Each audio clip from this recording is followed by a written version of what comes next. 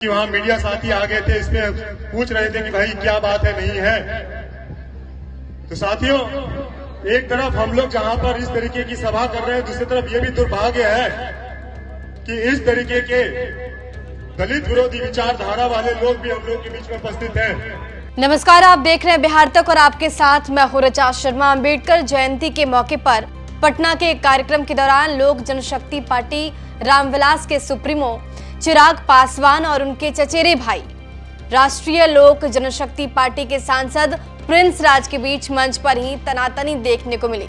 दरअसल अम्बेडकर जयंती के मौके पर पटना में अम्बेडकर छात्रावास के एक कार्यक्रम का आयोजन किया गया था, जिसमें दलित समाज के कई नेताओं को आमंत्रित किया गया था। इसी कार्यक्रम में शिरकत करने के लिए पहले प्रिंस राज पहुंचे। मंच पर उनका भाषण चल रहा था। उसी दौरान चिराग पासवान भी कार्यक्रम में पहुंच गए और मंच पर चले गए।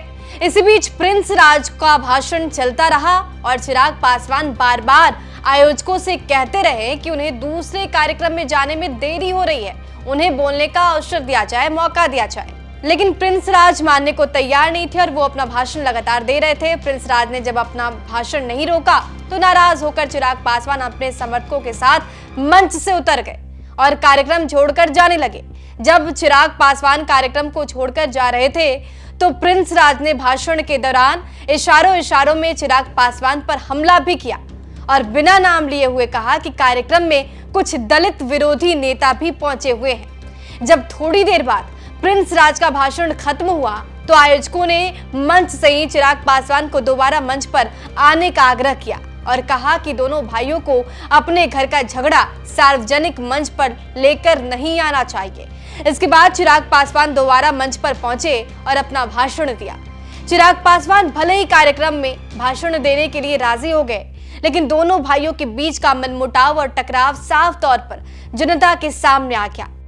दरअसल पिता रामचंद्र पासवान की मृत्यु के बाद प्रिंस राज समस्तीपुर से उपचुनाव जीतकर सांसद बने थे, लेकिन साल 2021 में लोक जनशक्ति पार्टी टूट गई और प्रिंस राज पशुपति पारस के खेमे में चले गए। तब से दोनों के बीच विवाद है और अब खुले मंच पर यह विवाद देखने को मिला।